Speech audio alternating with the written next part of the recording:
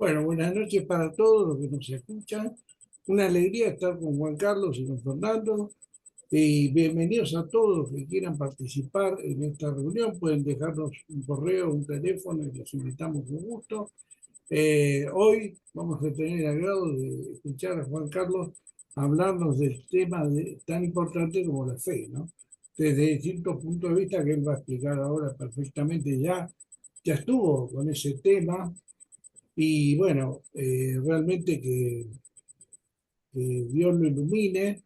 Y antes de comenzar, quiero hacer una pequeña oración justamente para eso, para que el Espíritu Santo nos tome a nosotros y a los que nos escuchan también para recibir de Dios lo que Dios tenga para nosotros.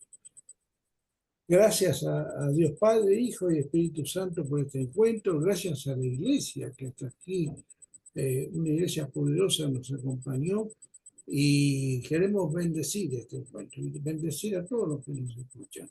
Y especialmente quiero bendecir a Juan Carlos, Señor, con tu poder, con tu gracia, con la gracia del Espíritu Santo para que lo ilumine, para que sea tu palabra, para que estemos abiertos también, lo que escuchamos, porque a veces el hombre se cierra a tu presencia, que vamos a estar abiertos a tu presencia y que esa presencia transforme la vida. No solamente nos quedemos en escuchar, sino en ser tocados y transformados por tu gracia y tu maravilloso amor.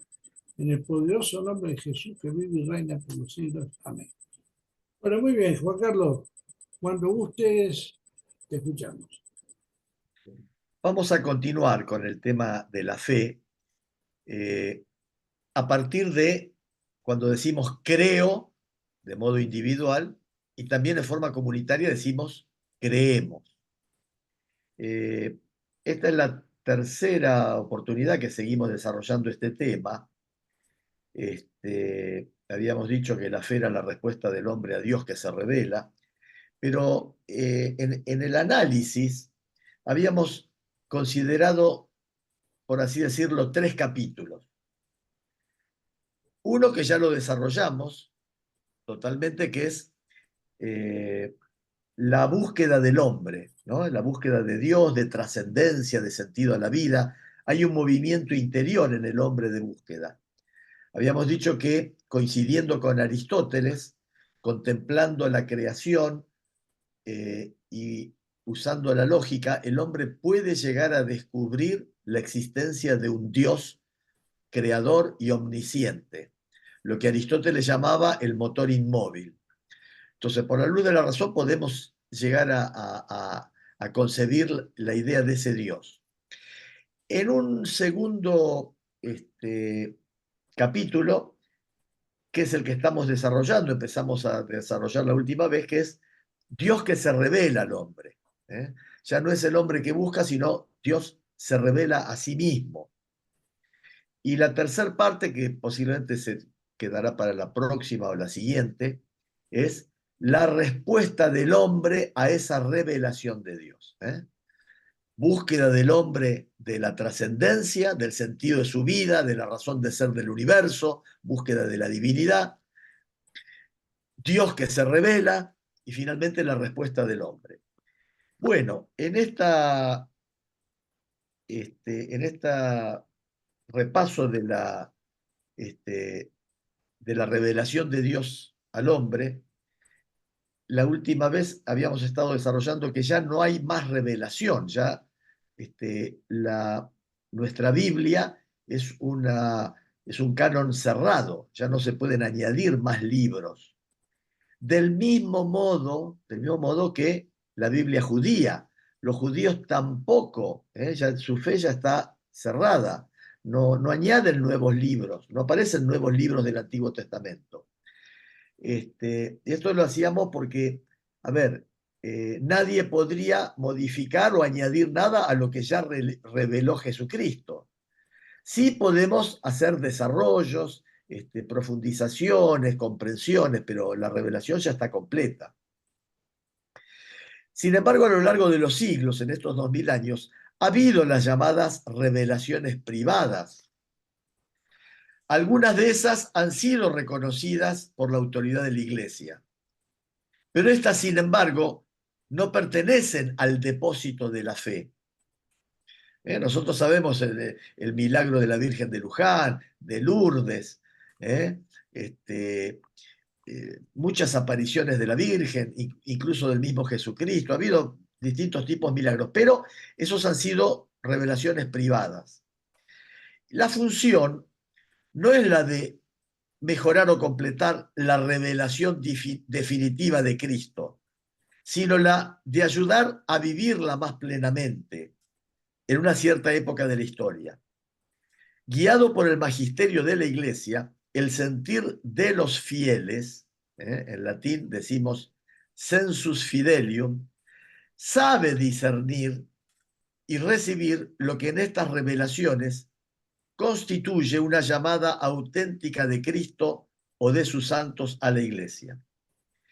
La fe cristiana no puede aceptar revelaciones que pretenden superar o corregir la revelación de la que Cristo es la plenitud.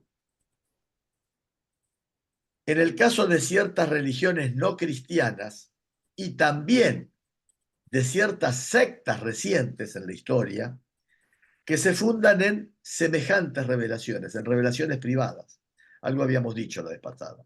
Bueno, vamos a continuar con este tema de la revelación de Dios al hombre y vamos a hacer un resumen de esta primera pequeña parte que hemos visto hasta ahora.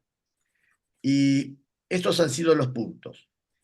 Por amor, Dios se ha revelado y se ha entregado al hombre. De este modo, da una respuesta definitiva y sobreabundante a las cuestiones que el hombre se plantea sobre el sentido y la finalidad de la vida. Dios, al revelarse, responde sobreabundantemente a esas inquietudes del sentido de la vida, de la existencia de Dios, de todo lo demás.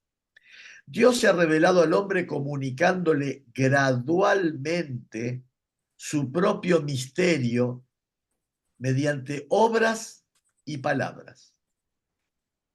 Más allá del testimonio que Dios da de sí mismo en las cosas creadas, porque, es decir, lo creado da testimonio del Dios creador, todo lo creado, todo el universo, su belleza, su armonía, la inteligencia con la que está creado y funcionando, las leyes de la naturaleza. Entonces, más allá de ese testimonio que Dios da de sí mismo en las cosas creadas, se manifestó a nuestros primeros padres. Les habló y después de la caída les prometió la salvación y les ofreció su alianza. Acá ya empieza Dios a revelarse. Dios selló con Noé una alianza eterna entre él y todos los seres vivientes. El arco iris es un poco el símbolo de esa alianza. Esta alianza durará tanto como dure el mundo. Esta alianza que selló con Noé. Dios eligió a Abraham y selló una alianza con él y con toda su descendencia. De él formó a su pueblo, al que reveló su ley. Y por medio de Moisés, lo preparó por los profetas para recibir la salvación destinada a toda la humanidad. Dios se ha revelado plenamente enviando a su propio Hijo, en quien ha establecido su alianza para siempre. El Hijo es la palabra definitiva del Padre, de manera que no habrá ya otra revelación después de él. Ahora, esta revelación divina debe transmitirse. Dios quiere que todos los hombres se salven y lleguen al conocimiento de la verdad. Esto está dicho en la primera carta de Timoteo, capítulo 2, versículo 4. Dios quiere que todos los hombres se salven y lleguen al conocimiento de la verdad. Es decir, al conocimiento de Cristo Jesús. Cristo dijo, yo he venido a dar testimonio de la verdad. Es preciso, pues, que Cristo sea anunciado a todos los pueblos y a todos los hombres, y que así la revelación llegue hasta los confines del mundo, como dice el Evangelio. Primera Dios, Tesalonicenses, ¿cuánto? primera de Timoteo Primera, 2:4, capítulo 2, versículo 4, primera de Timoteo. gracias. Dios quiso que lo que había revelado para salvación de todos los pueblos se conservara por siempre íntegro y fuera transmitido a todas las edades. ¿eh? Hay una voluntad en el Salvador de que su mensaje, su revelación, sea transmitida íntegra, no de modo contradictorio, fragmentado. Bien, entonces ahora por eso vamos a hablar de la tradición apostólica, que tiene que ver con la revelación de Dios a los hombres y con esta voluntad de Dios de que esa revelación sea transmitida. Cristo nuestro Señor, plenitud de la revelación, mandó a los apóstoles predicar a todos los hombres, llevarles el Evangelio como fuente de toda verdad salvadora y de toda norma de conducta, comunicándoles así los bienes divinos. El Evangelio prometido por los profetas que él mismo cumplió y promulgó con su voz. Bien, ¿qué es la predicación apostólica? La transmisión del Evangelio, según el mandato del Señor, se hizo de dos maneras. Oralmente, los apóstoles con su predicación, sus ejemplos, sus instituciones, transmitieron la palabra, lo que habían aprendido de las obras y de las palabras de Cristo y lo que el Espíritu Santo les enseñó. Y por escrito, los mismos apóstoles y otros de su generación pusieron por escrito el mensaje de la salvación inspirados por el Espíritu Santo. Entonces acá tenemos, respecto de la vida de Jesucristo, tenemos hechos y dichos. Acontecimientos que ocurrían en la vida de Jesús y lo que Jesús explicaba y decía. Y eso que Jesús hacía y decía, los hechos y los dichos, los apóstoles los transmitieron de modo oral y también por escrito. Mateo y Juan, por ejemplo, escribieron 2 de los 4 evangelios y otros testigos de esa época. Ahora vamos a ver cómo continúa esta tradición apostólica. Para que este evangelio se conservara siempre vivo y entero en la iglesia, los apóstoles nombraron como sucesores a los obispos, dejándoles su cargo en el magisterio. En efecto, la predicación apostólica, expresada de un modo especial en los libros sagrados, se ha de conservar por transmisión continua hasta el fin de los tiempos. Esta transmisión viva, llevada a cabo en el Espíritu Santo, es llamada la tradición, en cuanto distinta de la Sagrada Escritura, aunque estrechamente ligada a ella. Por ella, la Iglesia, con su enseñanza, su vida, su culto, conserva y transmite a todas las edades lo que es y lo que cree. Las palabras de los santos padres atestiguan la presencia viva de esta tradición, cuyas riquezas van pasando a la práctica y a la vida de la Iglesia que cree y ora. Así, la comunicación que el Padre ha hecho de sí mismo por su verbo en el Espíritu Santo sigue presente y activa en la Iglesia. Dios, que habló en otros tiempos, sigue conversando siempre con la esposa de su Hijo amado. Así el Espíritu Santo, por quien la voz viva del Evangelio resuena en la iglesia y por ella en el mundo entero, va introduciendo a los creyentes en la verdad plena y hace que habite en ellos intensamente la palabra de Cristo. Entonces acá vemos cómo de Jesucristo nos quedan sus dichos y sus hechos. ¿En quiénes quedan eso? En sus apóstoles. Él forma un grupo. Y esos apóstoles van a, depositarios del mensaje divino, de esa revelación de Dios, ellos lo van a transmitir oralmente y por escrito. Es muy interesante esto porque hasta que no se definió el canon, o sea, la Biblia no quedó definida hasta más allá de comenzado el siglo III. Fíjense que durante el siglo I, durante el siglo II, durante el siglo y parte del siglo III, cuando algunos hermanos cristianos dicen solo escritura, solo la escritura, y no había escritura, la escritura va a estar definida, el canon, ¿eh? Mientras tanto son cartas de Pablo, no son la Biblia. Los evangelios también van a ser escritos que van a circular entre las comunidades cristianas, pero la única Biblia que existía era el Antiguo Testamento. No había otro, no había otra Biblia. Sí, adelante, Fernando. Eran los 5 primeros libros, nada más. ¿Cómo? Eran los 5 primeros libros. Génesis.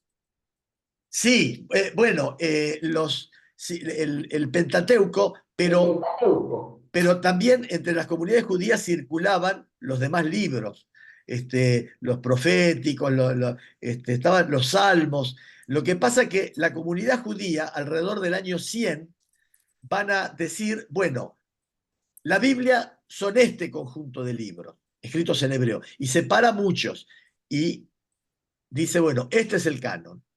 Ahora bien, en la comunidad cristiana va a pasar lo mismo respecto del Nuevo Testamento, de muchas otras cartas que circulaban y de muchos otros evangelios y de muchos otros apocalipsis, va a definir un conjunto. En esa definición va a tener mucha participación también San Agustín, porque había algunos que dudaban de si incluir en el canon el libro del Apocalipsis o no. Entonces, fíjense cómo cuando la iglesia va a definir cuáles son los libros que entran en el Nuevo Testamento y cuáles quedan fuera, lo hace en base a qué? Lo hace en base a esa tradición oral apostólica. Entonces, en base a esa tradición apostólica, donde les llegó el mensaje cristiano, la doctrina cristiana, los dichos y los hechos del Señor, y fue de generación en generación, de apóstoles a los obispos a sus sucesores, en base a eso se va a definir el canon cristiano. Fíjense entonces que el Nuevo Testamento, los 27 libros, tal como reconocemos todos los hermanos cristianos, no existían como Biblia, como Nuevo Testamento en el siglo II. Por eso decir que regirse solo escritura, como dicen muchos hermanos, bueno, no fue así en los primeros siglos. Y de hecho, en la tradición de nuestra Santa Iglesia, como fuentes, tenemos estas dos fuentes de inspiración divina. La escrita, el Nuevo Testamento, la Biblia, y también la tradición. ¿Y qué es la tradición? Es, junto con lo que dice la Biblia, cómo la vivían la Biblia. Porque, a ver, está el relato de la última cena. Está la última cena. Bueno, ¿y qué hacían los cristianos? Que dicen, hagan esto en conmemoración mía. ¿Cómo lo hacían? ¿Cómo lo celebraban? ¿En qué creían? Entonces, fíjense que para saber lo que dice la Biblia es importante también ver qué hacían los primeros cristianos, cómo se lo vivía. Esos relatos que nos vienen del paganismo, que hablan de que como era un culto cerrado, no podían entrar los que no estaban bautizados, les llegaban fragmentos de lo que pasaba, acusaban a los primeros cristianos de canibalismo, de antropofagia, claro, porque se hablaba de que se comía la carne, se bebía la sangre, y en un sentido real. Y entonces, cuando les llegaba eso de modo fragmentario, de modo parcial a los paganos, y los paganos que querían criticar en la iglesia, o que no sabían de qué se trataba, decían todo este tipo de cosas, de que era una secta que se reunía y que, entre otras cosas, comían seres humanos. Lo cual, en cierto modo, es cierto, pero claro, falta toda la explicación cristiana, ¿no? De lo que hacemos los católicos en las misas y nuestra participación en el cuerpo y la sangre de Jesús. Bueno, entonces, Juan Carlos, sí, eh, una consulta, porque vos por ahí sí, tienes más experiencia que yo. La tradición, digamos, sí. ¿está escrita en algún lado, en libros? Claro, están los libros de los padres de la iglesia. Ah, Está, claro, San imagino Agustín. que habrán leído Es, unos cuantos. no, yo he leído fragmentos de algunos que tienen que ver, por ejemplo, cuando uno lee sobre la Eucaristía, por qué la iglesia cree lo que cree respecto a la Eucaristía, y hay ya en los siglos I, II, III, IV, etcétera, hay muchos santos que opinan sobre ese tema. Lo mismo, bueno, vamos a tener Santo Tomás de Aquino ya mucho más para acá, y vamos a tener los documentos vaticanos.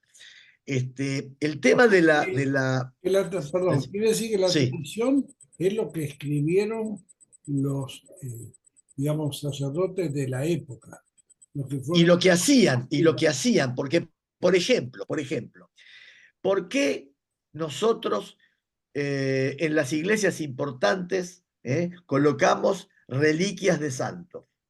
¿Por qué? En los altares de nuestras iglesias, donde se celebra la Santa Cena, sobre la mesa en la que se consagran pan y vino, abajo, en la base del altar, y en los templos donde hay criptas, se colocan reliquias de santos. Bueno, esta es una práctica, digamos, litúrgica, que hace al culto, porque arranca ya en el siglo I, nuestros mártires, cuando mataban en el circo romano a los cristianos por defensa de su fe, los cristianos recuperaban los cuerpos, los enterraban en catacumbas. Para ellos, los cuerpos de esos que habían dado testimonio por la fe, sus huesos eran motivo de conservarlos, para venerarlos. Y los enterraban en catacumbas, y sobre esas catacumbas celebraban la Santa Cena. Es decir, sobre las reliquias de los mártires. Entonces, por eso, si vos vas a Mar del Plata, por ejemplo, yo los invito a ir a visitar, hay visitas guiadas 2 veces por semana, creo que son martes y miércoles, duran 1 hora. Se visita el templo en una y al día siguiente se visita la cripta. La cripta está por debajo del templo y allí hay un montón de reliquias. Hay huesos de esclavos romanos que murieron de los primeros siglos. Por eso hay reliquias de muchos santos. Entonces, el tema es, además de lo que los apóstoles dijeron, enseñaron de la doctrina y lo que escribieron, ¿eh? Enseñaron y escribieron. Además, cómo lo vivieron ellos y sus sucesores. Entonces, este tema, que además va a tener una mención en el Apocalipsis, pues si ustedes leen con atención el Apocalipsis, nosotros habíamos hablado de la vinculación que había entre el libro del Apocalipsis y las misas, ¿no? En el Apocalipsis también dice que en la visión que ve Juan, cuando ve ese templo celestial, en ese templo celestial también él va a decir que desde la base del altar los mártires claman venganza o claman reivindicación. ¿Quiénes son esos mártires de la base del altar? Bueno, fíjense, va en perfecta armonía con cómo se celebraba el culto en la época de las catacumbas. No era toda la cristiandad, pero los de Roma, que tenían contacto con los mártires, hacían eso. De allí de que también los grandes santos, sus restos son, hoy por ejemplo en el Vaticano, en la cripta, en la parte de abajo, también están los restos de muchos santos, ¿no? Se sigue con esa cultura, con esa tradición, con esa historia de que lo que nos queda de los mártires, de aquellos que han dado testimonios de fe profundas y han sido muy queridos por sus contemporáneos, por los que lo conocieron. Entonces, esa costumbre viene desde esa época. Por eso es así. A mí en una época me chocaba el tema de las reliquias hasta que finalmente lo entendí, ¿no es cierto? Bueno, O sea entonces, perdón, quiere decir que la sí. tradición sería la historia de la iglesia, digamos.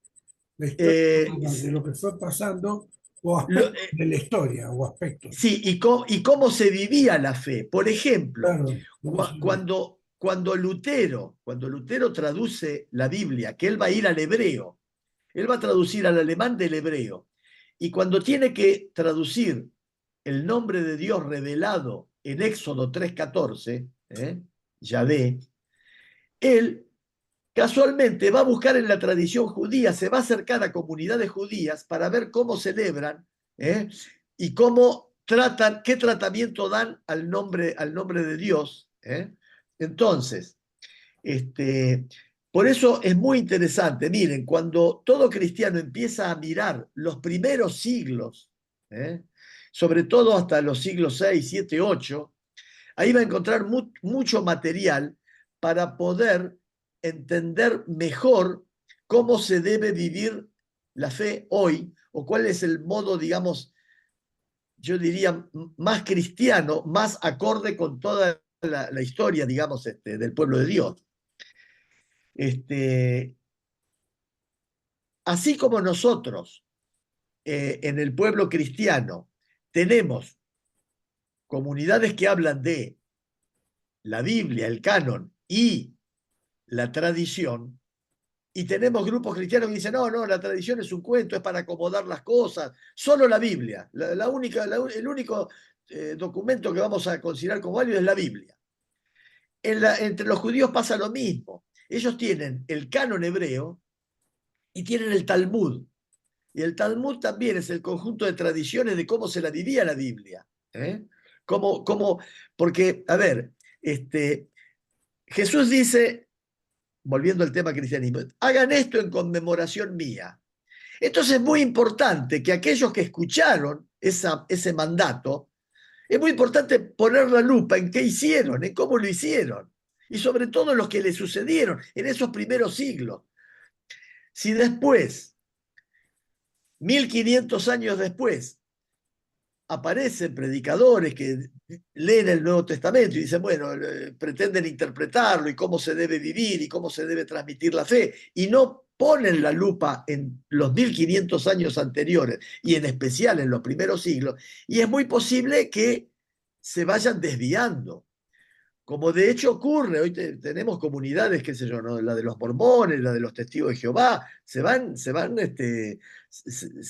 a tal punto que, por ejemplo, en algunas comunidades a Jesucristo no le van a asignar el rol de segunda persona de la Santísima Trinidad, ya le van a quitar su rol de divinidad. Entonces, ven cómo se va deformando la cosa, ¿no es cierto? Bueno, sí, ¿no aparecen es cierto? nuevos profetas como los mormones que tienen. Claro, y hay muchos, bueno, los testigos de Jehová tienen a Joseph Smith también, un profeta, y los adventistas tienen también a esta señora, yo ahora no me acuerdo, bueno, no me sale el apellido, pero también es una profetisa del siglo XIX en Estados Unidos. Bueno, entonces, para que este evangelio, para que este depósito de la fe se mantenga vivo, se mantenga constante, los apóstoles eligieron como sucesores a los obispos, dejándoles a su cargo el magisterio. En efecto, la predicación apostólica, expresada de un modo especial en los libros sagrados, se ha de conservar por transmisión continua hasta el fin de los tiempos. Esta transmisión viva, llevada a cabo en el Espíritu Santo, es llamada la tradición en cuanto distinta de la Sagrada Escritura, aunque estrechamente ligada a ella. Claro, porque por ejemplo, no, la Biblia no dice exactamente cómo debe ser el templo, cómo debe ser le reveló a Moisés la necesidad de un templo, la necesidad de la parte sagrada, pero el, a, hay aspectos que Dios le delegó al hombre, ir dándole forma, pero no se levantó un día y dice, bueno, ¿cómo vamos a hacer esto? No, en atención a lo que viene ya por tradición de los apóstoles. Por eso es importante la tradición apostólica. Por eso hay comunidades eclesiales que se vanaglorian de tener tradición apostólica. Hay varias, y hay otras que la han perdido, ¿no? Al apartarse de ese tronco principal histórico que arranca con Jesucristo y los apóstoles, han perdido la tradición apostólica. Y generalmente las que conservan más semejanza y más unidad son las que mantienen la sucesión apostólica. Por ejemplo, ustedes saben las que mantienen sucesión apostólica. Bueno, una es nuestra Iglesia Católica Romana. También la Iglesia Católica Ortodoxa. Ellos tienen descendencia directa de los apóstoles. También dentro de la romana hubo algunas escisiones que conservaron la tradición apostólica. ¿Por qué? Porque con ellos se fueron obispos que tenían esa tradición apostólica. Por ejemplo, el anglicanismo. El anglicanismo tiene tradición apostólica. Por eso ellos también van a hacer templos muy parecidos a los nuestros, también van a tener imágenes, van a tener un credo muy parecido. Cuanto más se acerca una comunidad cristiana a la tradición apostólica, mayor es la semejanza. También otra iglesia que tiene una notable semejanza con la romana es la Iglesia Apostólica Armenia. Y este es el primer gajo que se desprendió de la iglesia. La iglesia fue una hasta el año 1000. Hasta el año 1000 no había otra comunidad cristiana más que la que tenía sede en el Vaticano, en Roma, no había otra. Salvo la del 400, que la iglesia fundada por apóstoles en Armenia se cinde y funda la iglesia, pasan a ser la Iglesia Apostólica Armenia y designan su propio papa, que de hecho hay muy buen vínculo entre el papa de ellos y el nuestro. Y yo he ido a ceremonias de la Iglesia Apostólica Armenia y son prácticamente igual que nuestras misas y nuestros templos son iguales a los nuestros. Nada más que ellos dicen, nosotros tenemos como santos a San Judas y a San Tadeo. Dice, pues ustedes hablan mucho de Pablo, de Pedro, pero se olvidan de los santos que vinieron a Armenia a fundar nuestra comunidad. Ellos también tienen presencia real de Cristo en la Eucaristía. Y sus feligreses tienen autorización para comulgar en las misas católicas romanas. Porque es una iglesia que con la diáspora de los armenios fueron por todo el mundo, pero no en todos lados tienen iglesias para mantener el culto. Entonces están autorizados a ir a las misas católicas y comulgar en las misas católicas. Bueno,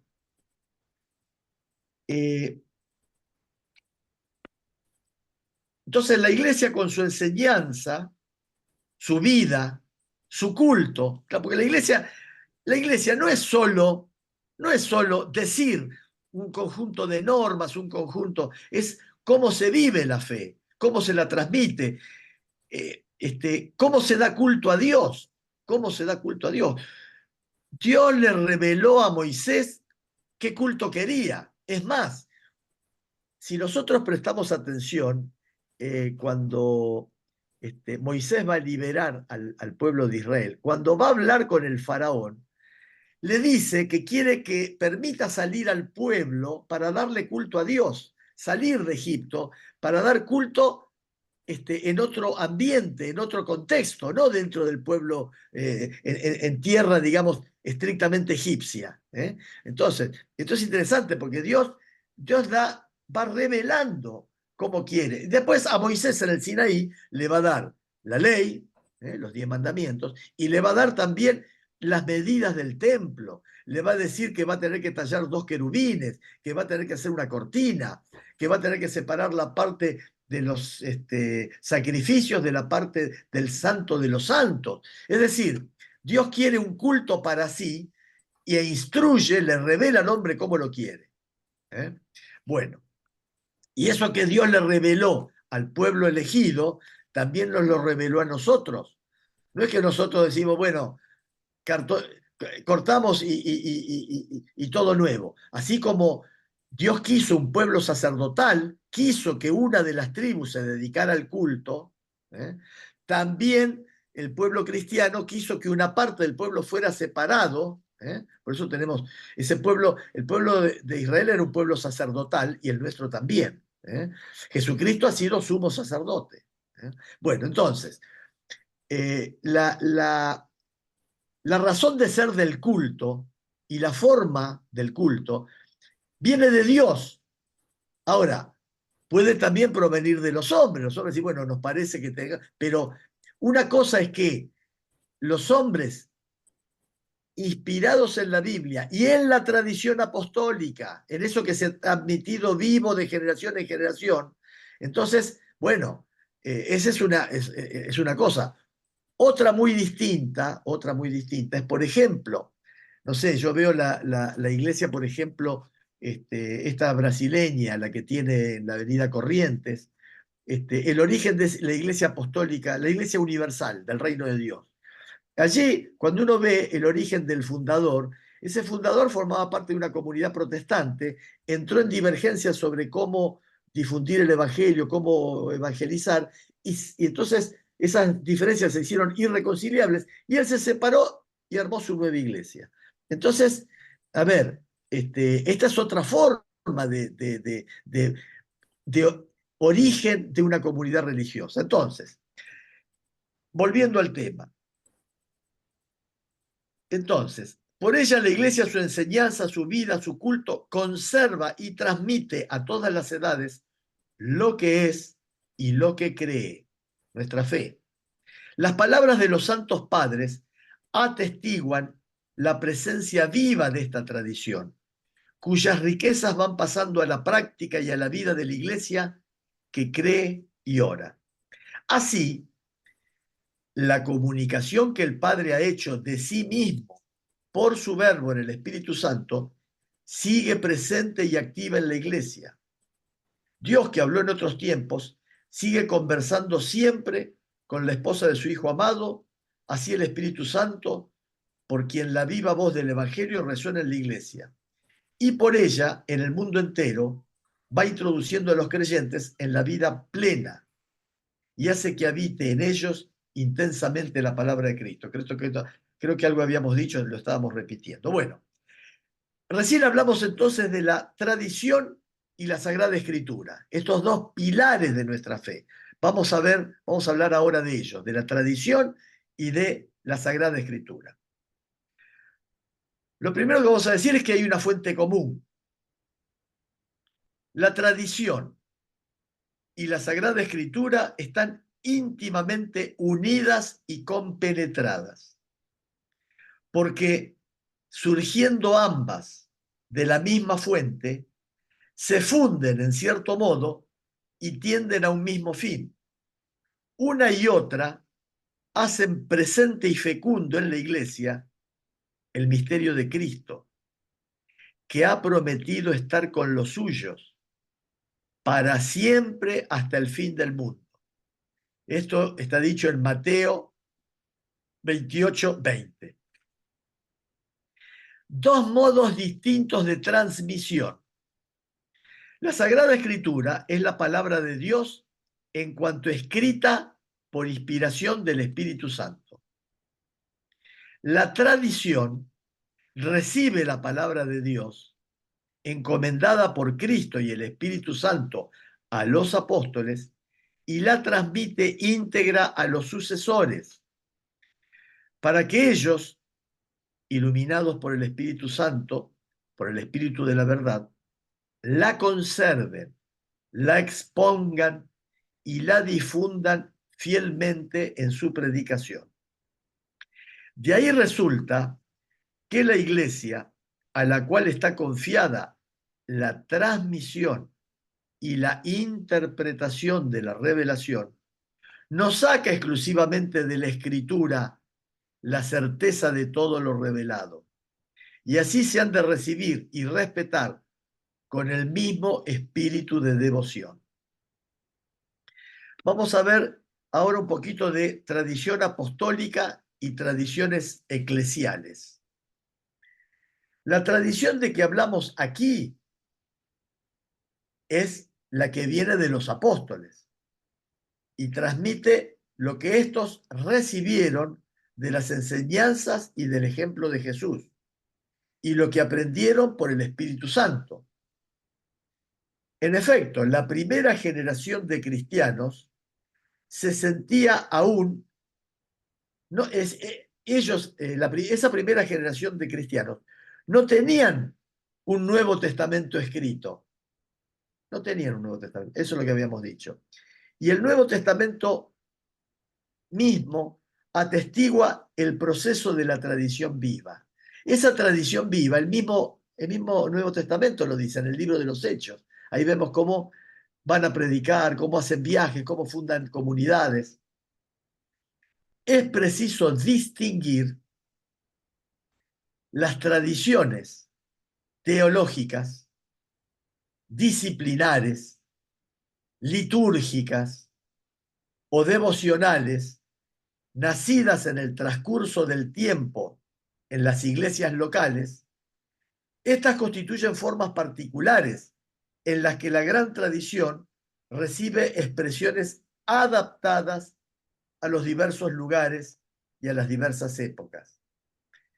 Solo a la luz de la gran tradición, aquellas pueden ser mantenidas, modificadas o también abandonadas bajo la guía del magisterio de la Iglesia.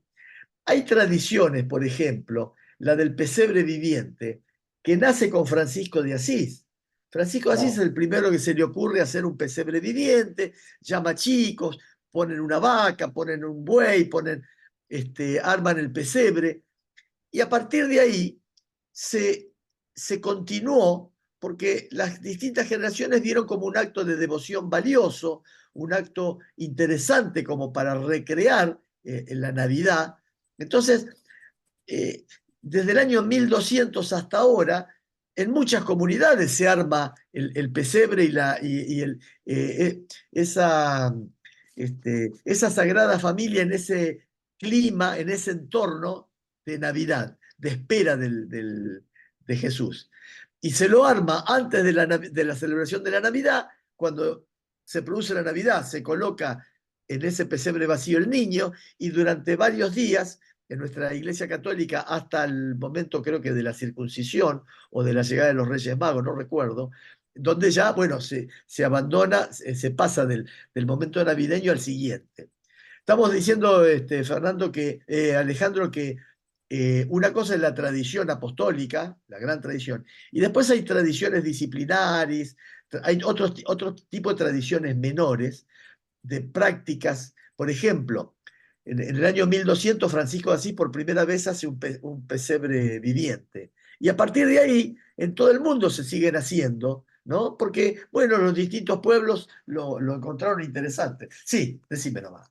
En nuestra iglesia hacen para Navidad un pesebre viviente y Claro, escenifican con actores, claro, con ropas, a los claro. Reyes Magos, a Sí, María sí, y a Pedro, al niño Jesús, con un claro, bebé recién nacido y todo.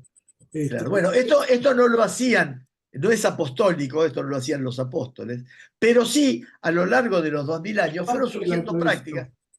Lo mismo que, por ejemplo, el rezo del rosario también, y lo mismo que muchas oraciones marianas, y bueno, digamos, la historia del pueblo de Dios fue avanzando y creando un montón de otras cuestiones. Pero estas prácticas pueden ser vividas, pueden ser abandonadas, no hacen al depósito de la fe.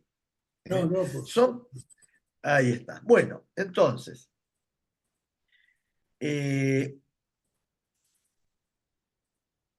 ¿cómo debe interpretarse el depósito de la fe? Las interpretaciones del depósito de la fe.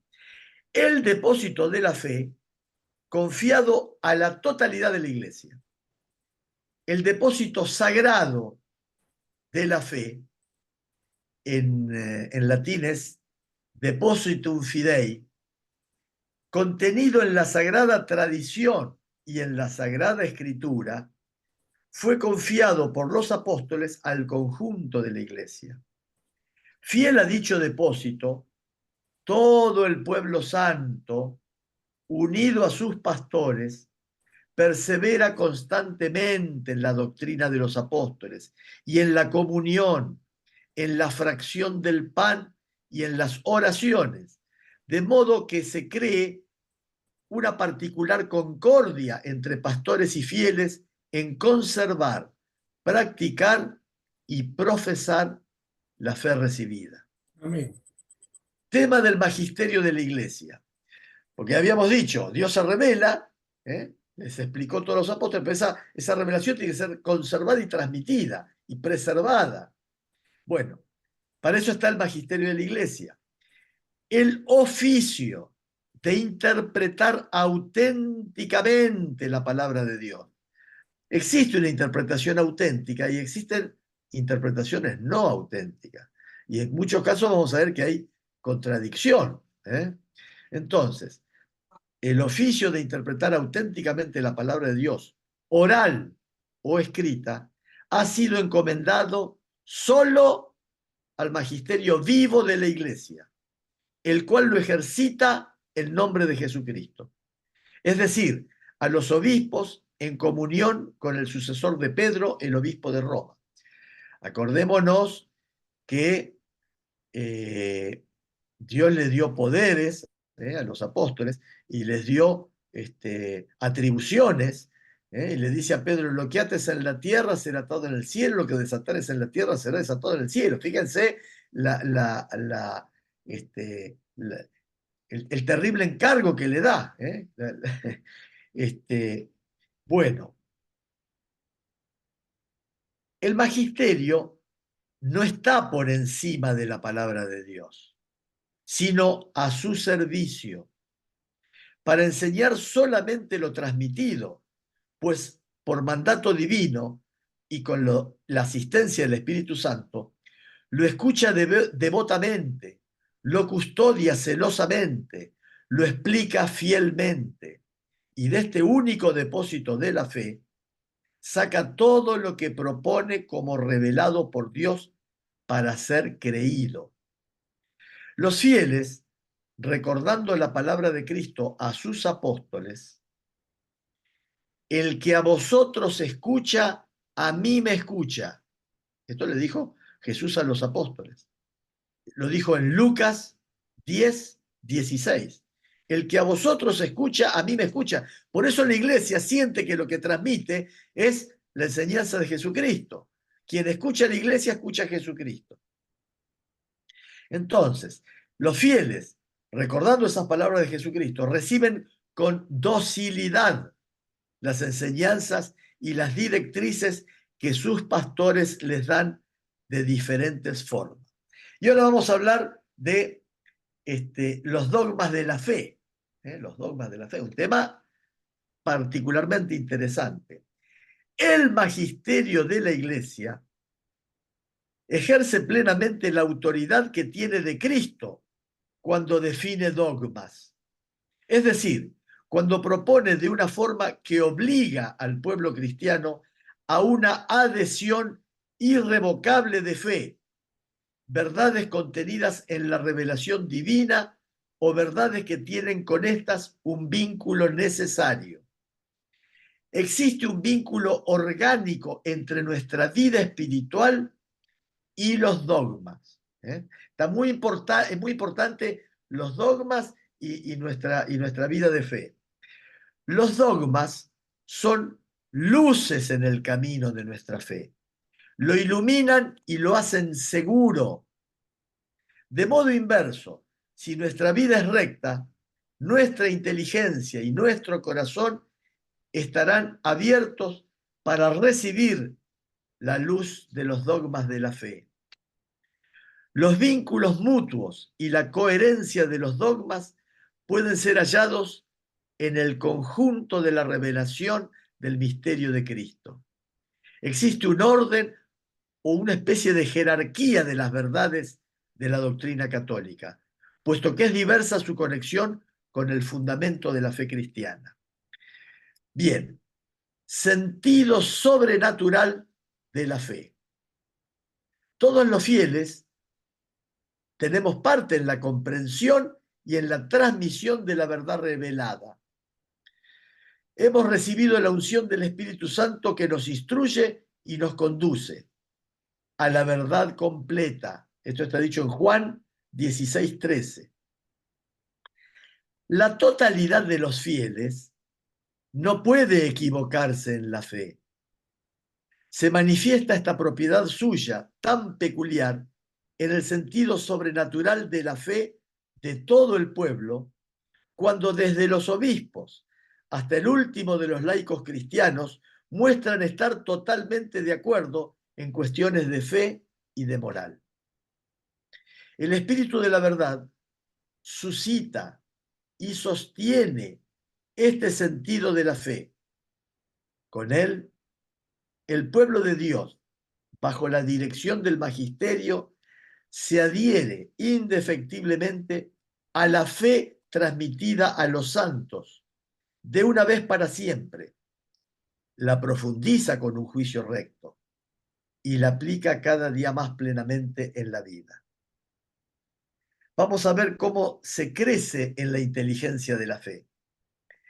Gracias a la asistencia del Espíritu Santo, la inteligencia, tanto de las realidades como de las palabras del depósito de la fe, puede crecer en la vida de la Iglesia. Cuando los fieles las contemplan y estudian, meditándolos en su corazón, y es en particular la investigación teológica la que debe profundizar en el conocimiento de la verdad revelada. Cuando los fieles comprenden internamente los misterios que viven, cuando los comprenden los misterios que viven, esto dicho en latín es divina eloquia cum legente crescium. La comprensión de las palabras divinas crece con su reiterada lectura. Cuando las proclaman los obispos, que con la sucesión apostólica reciben un carisma de esa verdad. La tradición, la escritura y el magisterio de la Iglesia, según el plan prudente de Dios, están unidos y ligados, de modo que ninguno puede subsistir sin los otros. Los tres, cada uno, según su carácter y bajo la acción de un único Espíritu Santo, contribuyen eficazmente en la salvación de las almas. No sé cómo andamos con el horario, falta un poquito. Bueno, vamos a hacer un resumen de esto último que hemos estado hablando. Faltan 10 minutos. Bien, lo que Cristo confió a los apóstoles, estos lo transmitieron por su predicación y por escrito, bajo la inspiración del Espíritu Santo, a todas las generaciones hasta el retorno glorioso de Cristo. La tradición, la Sagrada Escritura, constituyen un único depósito sagrado de la palabra de Dios, en el cual, como en un espejo, la iglesia peregrinante contempla a Dios, fuente de todas sus riquezas. La iglesia, con su enseñanza, su vida, su culto, conserva y transmite a todas las edades lo que es y lo que cree. En virtud de su sentido sobrenatural de la fe, todo el pueblo de Dios no cesa de recibir el don de la revelación divina, de penetrarla más profundamente y de vivirla de un modo más pleno. El oficio de interpretar auténticamente la palabra de Dios ha sido confiado únicamente al magisterio de la Iglesia, al Papa y a los obispos en comunión con él. Bueno, hacemos una pausa acá. Solamente les anticipo cuando me toque de nuevo, en este segundo capítulo, que es la revelación de Dios,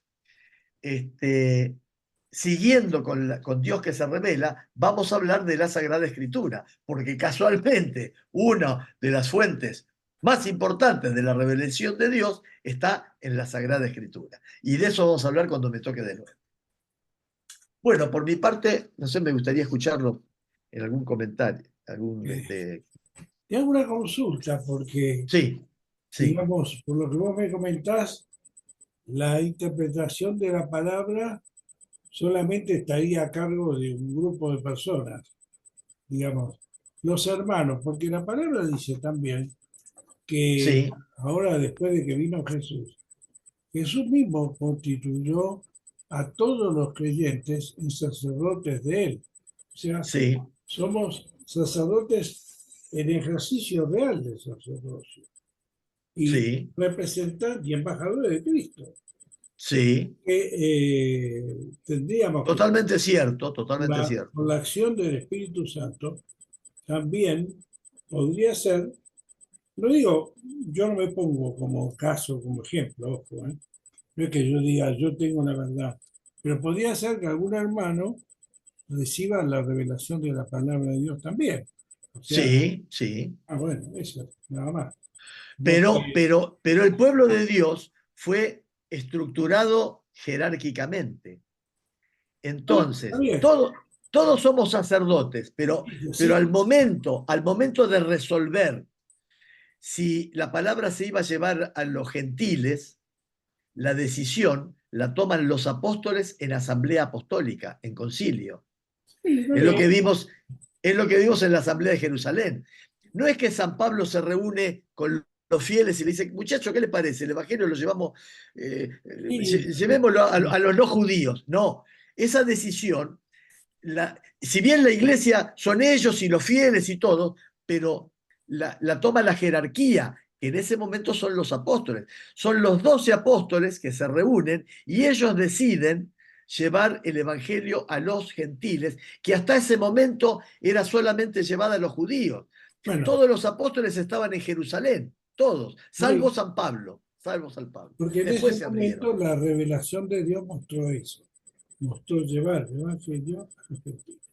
Ahora, yo lo que quiero decir, por supuesto, nosotros también tenemos autoridades y tal vez si uno tiene una revelación, tendría que ir a su autoridad, a su pastor, a su líder y explicarle la revelación a ver qué es lo que dice el líder, en qué sentido está de acuerdo o no, porque, como decimos, somos un cuerpo, ¿no?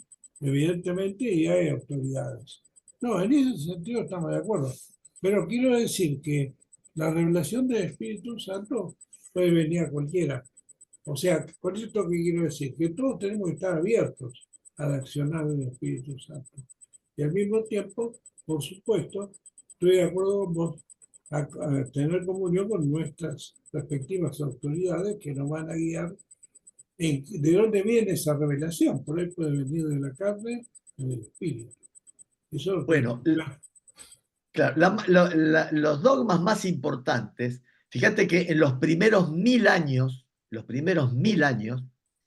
se celebraron 7 concilios ecuménicos, donde se reunían los obispos de todo el mundo. Porque en esos primeros años hubo que ir definiendo la doctrina cristiana de muchas desviaciones que iban apareciendo. Claro. Si Jesús era solo Dios, no podía ser hombre. Si era hombre, No, entonces no no, eso Dios. lo entiendo perfectamente. Ahora, yo esto lo digo, ¿para qué? Para que la gente que escucha esto no crea que, bueno, ellos nunca van a recibir nada directamente de Dios. Al contrario, el verdadero cristiano tiene que estar abierto mental y espiritualmente. Yo a veces le pido a Dios que me revele en los sueños su presencia, por ejemplo, que me revele a través del Espíritu Santo en la gente que encuentro, su palabra. Tenemos que estar abiertos a esa plena comunión con Dios, porque en último análisis, ser cristiano es precisamente eso, tener comunión con Cristo, y Cristo es Dios, con el Espíritu Santo, y el Espíritu Santo es Dios, con Dios mismo. Claro. Entonces decimos el Padre, el Hijo y el Espíritu Santo. Esa íntima comunión con el Espíritu Santo, con el Padre, con el Hijo, con el Espíritu Santo y con la Iglesia, siempre digo con la iglesia que hasta aquí nos trajo, es lo que define a cristiano. Pero por eso tenemos que Claro, estar abiertos. Porque a veces, y a mí el peligro que yo siento en esto es que la gente dice, no, los apóstoles, los líderes, el Papa, yo no, yo voy, escucho y me voy. No, no es así. El Señor se puede revelar a cualquiera, al más humilde, al más pequeño, a un niño. Se puede revelar al que él quiera. Tenemos que estar abiertos. Y nada más que eso, quiero decir. no, desde luego. Lo que pasa es que cuando uno va creciendo en la fe, cuando uno va creciendo en la fe, empieza a prestar más atención Ah, a la aspectos que antes no prestaba. verdad, verdad. Entonces, pero es que además, Y ahí eh, está la revelación. En esos claro, aspectos está. pero porque además de recibir la revelación, ¿cierto? Este, tenemos que luego expresarlo y como tenemos el deber de difundir el Evangelio, tenemos que vivir nuestra fe de modo comunitario. Ah, Y entonces no solamente rezar, sino además cumplir con las órdenes que nos dio el fundador, Jesucristo, que habló de ir y bautizar. Entonces, bueno, si hay que bautizar, hay que reunirse, tiene que haber alguien que haga el bautismo, hay que definir cómo se cómo se hace, cómo se celebra ese bautismo. Dijo, hagan esto en memoria mía respecto a la Santa Cena. Entonces hay que hacer esa memoria y para hacer esa memoria, uno, ¿a dónde va a mirar? Y a cómo hicieron los primeros apóstoles, cómo celebraban los apóstoles. Entonces, por ejemplo, hay algunas frases en las misas actuales que se cree que tienen origen apostólico. Esa que dice, por ejemplo, el Señor esté con ustedes. Y el pueblo responde, y con tu espíritu.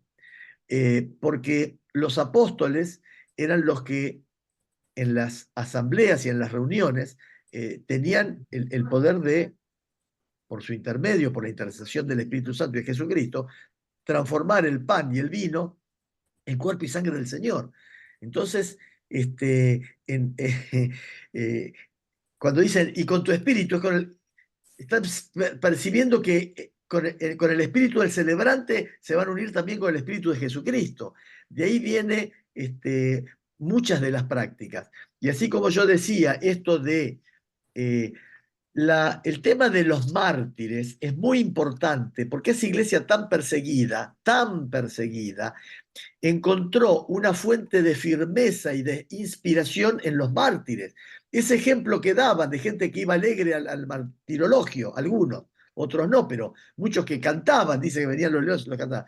Ese ejemplo, aún a los no creyentes que después se terminaban convirtiendo, incluso hubo una legión romana que eh, que eran totalmente paganos, pero que habían visto cómo morían los cristianos, son sitiados por los bárbaros, creo que, no sé, en un sitio, en un lugar de Oriente, y estaban perdidos y se ponen a reproducir lo que hacían los cristianos. O sea, se ponen a invocar dioses, se ponen, es decir, entonces, ese ejemplo de los cristianos fue tan fuerte que por eso ellos van a celebrar, los que estaban en Roma, la Santa Cena sobre sus reliquias.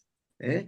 Y ese signo tan importante en esa práctica devocional, ¿eh? Así como el nieto que ve a la abuelita rezar con el rosario, y cuando ese chico va creciendo, y después le viene a la mente el ejemplo de la abuela, y va a buscar ese rosario, a lo mejor el mismo de la abuela, y se va a poner a rezar reproduciendo gestos que vio en la abuela. Tiene ese valor de lo tradicional, ¿no? Por eso la Iglesia conservó, entre muchas otras cosas, esto de la reliquia de los santos, porque fueron una fuente importantísima de inspiración para preservar la fe. Y creo que, no sé si actualmente, pero muchos papas usaban un calzado rojo rememorando la sangre de los mártires, pensando que esta iglesia creció y se fundó y al amparo y a la fuerza potentísima del ejemplo de los santos. Bueno, listo, ya no digo más nada. gracias, Juan Carlos. ¿Quiere agregar algo, Fernando?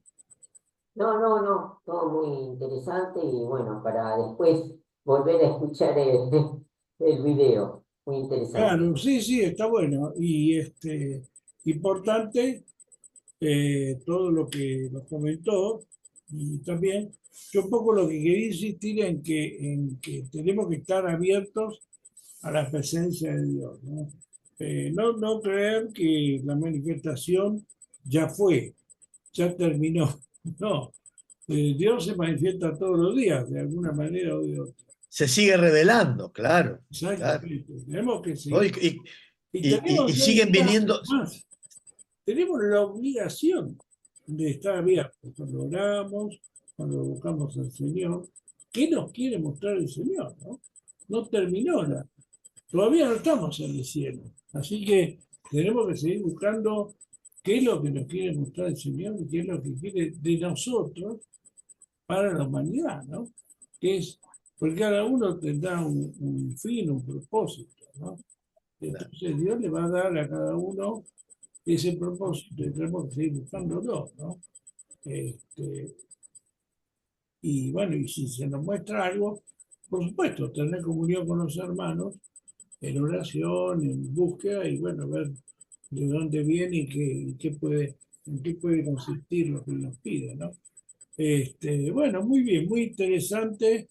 La verdad que me aclaró un tema del Talmud, porque nunca sabía yo bien qué era el Talmud. Ahora me enteré de que era un poco la tradición hebrea, ¿no?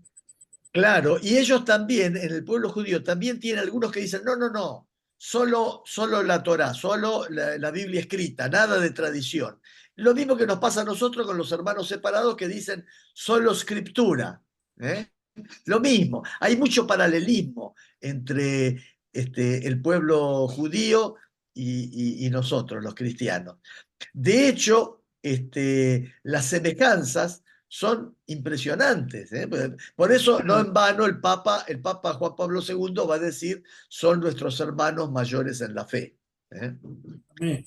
Te comento algo, nosotros igualmente tenemos autores que escriben cosas a imagen de la Biblia para, digamos, comprender mejor las enseñanzas. Hay muchos libros cristianos, hay una Claro, biblioteca enorme de libros cristianos y de sí, sí, sí. otros tiempos, de 1800. Sí, Había sí. pastores mundialmente conocidos que escribían. Sí, O sea, hay muchas cosas que, digamos, que no son la Biblia en sí, que son claro.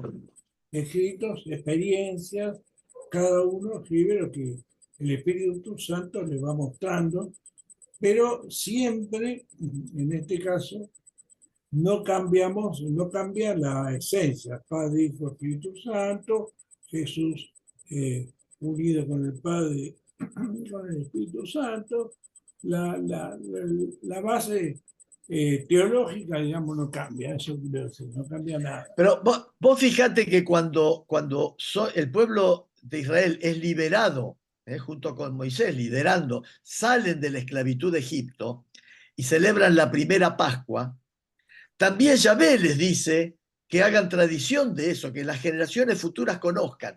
Y al pueblo judío también se le plantea el tema de tener que hacer esa primera Pascua, cómo celebrarla, con qué comida, con qué bebida, con qué fórmulas. Y bueno, y ahí va a aparecer el tema de las 4 copas, del pan ácimo, de las hierbas amargas, que tiene todo un simbolismo y una riqueza litúrgica impresionante. Y ellos tienen que mojar algunas hierbas amargas en agua que va a representar las lágrimas del pueblo de Israel sometido a la esclavitud. El pan ácimo, que no hay tiempo de que leve el pan y se tiene que ir rápido.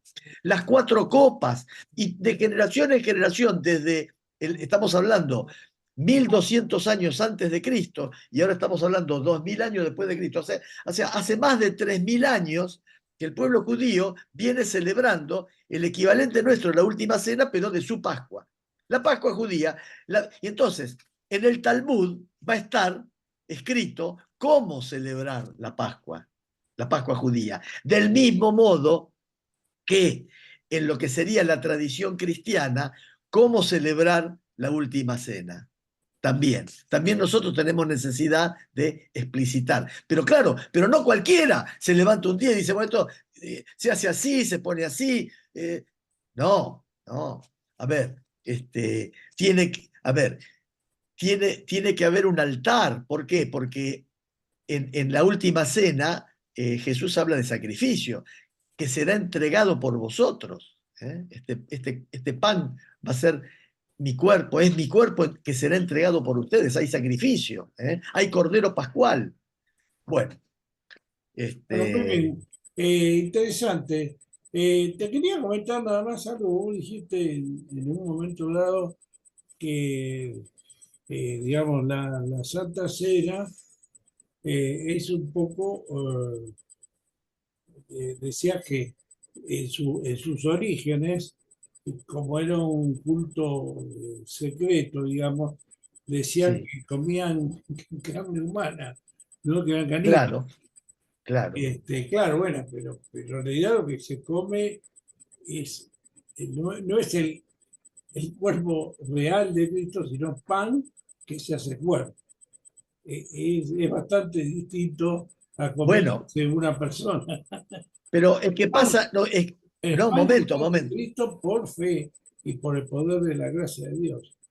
Pero, Claro, pero no es pero es comer a que, una persona, no somos caníbales. pero es que lo que le pasa a los paganos del siglo I es lo mismo que le pasa a los discípulos que se van de la sinagoga cuando Jesús dice: el que no come mi carne y no bebe mi sangre no tiene vida en mí. También se escandalizan, dice: ¿cómo vamos a comer carne humana? Y se van. Sí, claro. Este, Bueno, pero entonces, trae por un para, desconocimiento de cómo es el pa- procedimiento, ¿no? para nosotros se produce la Claro, transustanciación y ya no hay más pan, aunque pero tenga signos visibles, signos sensibles como de pan, pero en esencia ya no es más pan. claro, pero el caníbal agarra, mata a la persona, la corta en pedacitos y se la come. Pero Claro, no, bueno, hacemos eso, hacemos el pan que se transusta en el cuerpo y la sangre. El cuerpo claro. y el vino en la sangre. Bueno, muy bien. Bueno, gracias por la palabra. No, Realmente gracias a muy todos. interesante.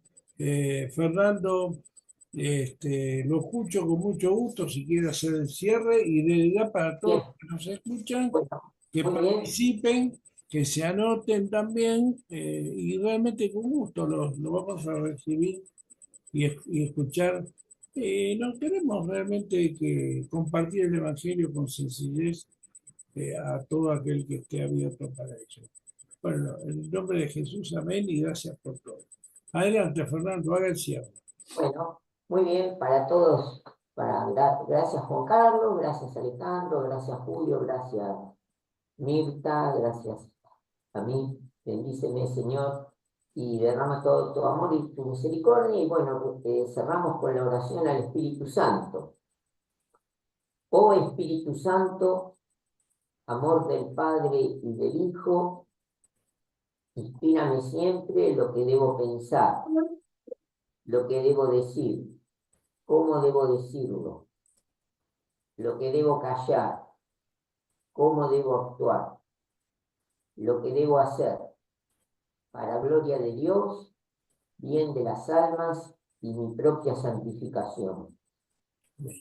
Espíritu Amén. Santo, dame agudeza para entender, capacidad para retener, método y facultad para aprender, sutileza para interpretar, gracia y eficacia para hablar.